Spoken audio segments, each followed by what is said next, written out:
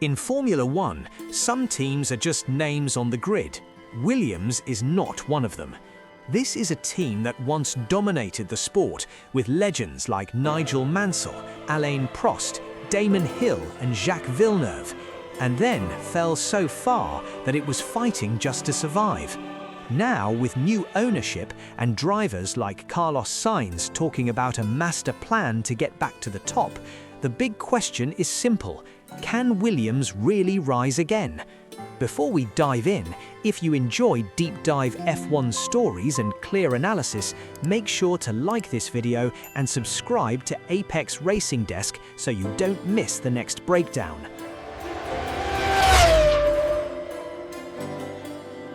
Today, we are looking at the rise, fall and attempted rebuild of Williams in Formula One and what it will take to turn history and ambition into real results again. Williams started as a true underdog. Founded by Frank Williams and Patrick Head, it wasn't backed by an automotive giant, it was a fiercely independent British racing team. Through smart engineering, strong partnerships, and ruthless focus on performance, Williams climbed from the midfield to the very front. By the 1980s and early 1990s, Williams wasn't just competitive, it was the benchmark. World titles came with drivers like Alan Jones, Keke Rosberg, Nelson Piquet, Nigel Mansell, and Alain Prost. For many fans, especially in Britain, the blue, yellow and white Williams cars were the image of Formula One dominance. Williams didn't get there by accident. The team became famous for technical innovation, from aerodynamics to active suspension and clever packaging. The FW14B in 1992, for example, is still considered one of the most advanced cars in F1 history. With that car, Nigel Mansell finally crushed the field and took the World Championship he had been denied in heartbreak fashion in 1986 and 1987. After Mansell, other big names followed. Alain Prost, who won the 1993 title with Williams, and later Damon Hill and Jacques Villeneuve in the mid-1990s. At that point, Williams looked like a permanent member of F1's ruling class. But in Formula One, nothing stays on top forever. The seeds of Williams' decline were planted when the structure of the sport and the power of factory teams began to change. In the late 1990s and early 2000s, partnerships with big manufacturers became more and more important. Williams had a strong spell with BMW, but that relationship eventually broke down. Without a long-term, fully integrated works partnership, it became harder and harder to match teams like Ferrari, McLaren, and later Red Bull and Mercedes. Technical regulations also shifted, and some of Williams' core strengths didn't translate as well into the new eras. As performance dropped, money became a bigger problem. In modern F1, being slower often means earning less prize money, attracting fewer sponsors, and losing top engineering talent. Williams entered a vicious cycle: weaker results, tighter budgets, conservative choices, and more missed opportunities. The team that had once fought for titles was suddenly fighting just to escape Q1 on Saturdays. For younger fans, Williams wasn't the dominant force of the Mansell and Hill era, it was that slow team at the back with a great history. At one point, the situation became so difficult that the Williams family eventually decided to sell the team. The sale of Williams to new ownership marked the start of a different phase. Emotionally, it was the end of an era. No more Frank Williams or family control. But from a survival point of view, it was necessary. Fresh capital, modern management methods, and a focus on long-term rebuilding became possible.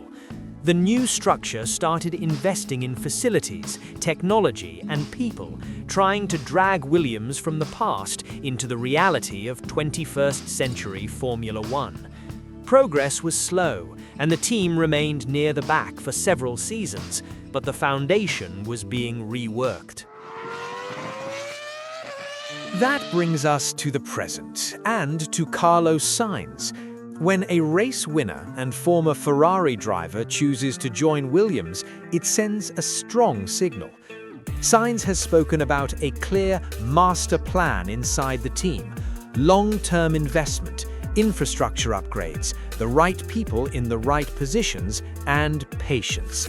He's not promising instant titles, but he is talking about a structured roadmap to move Williams from survival mode back into genuine competition at the front. In that sense, Sainz is not just a driver, he's a symbol of the rebuild, a statement that Williams still has enough pulling power to attract serious talent. But talk is one thing. Turning Williams back into a true top team is something else entirely. To move from the back to the front in modern F1, a team needs a rare combination of factors: stable, long-term financial backing, a strong, consistent technical direction with clear leadership, a competitive engine and power unit partnership, the right driver lineup to score points whenever the car is capable, and time. Multiple seasons of development without panicking or tearing up the plan at the first setback. Williams will have to prove that this new era is not just a rebrand, but a fundamental rebuild in all of those areas. The emotional story is easy to sell. A legendary British team fallen from glory, trying to fight its way back with a new generation of drivers and leaders. Fans love redemption arcs, especially when they involve names like Williams. But the reality of modern F1 is brutal. Other teams are not standing still. Red Bull, Ferrari, Mercedes and McLaren all have their own long-term projects, resources and ambitions. For Williams to truly rise again, they don't just need to improve, they need to improve faster than some of the strongest organizations the sport has ever seen. So where does that leave us? Williams has gone from independent upstart to dominant powerhouse to struggling survivor, and now to a team trying to rebuild its identity in a much tougher era. The history and emotion are there, the new ownership is there, and with drivers like Carlos Sainz, the belief seems to be there too.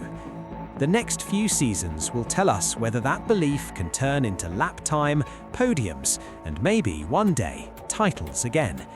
What do you think? Will Williams complete this rebuild and return to the front, or is the gap to today's top teams simply too big? Let me know your thoughts in the comments below. And if you haven't already, hit like and subscribe to Apex Racing Desk for more deep dive F1 stories, analysis and history. Thanks for watching, and I'll see you in the next one.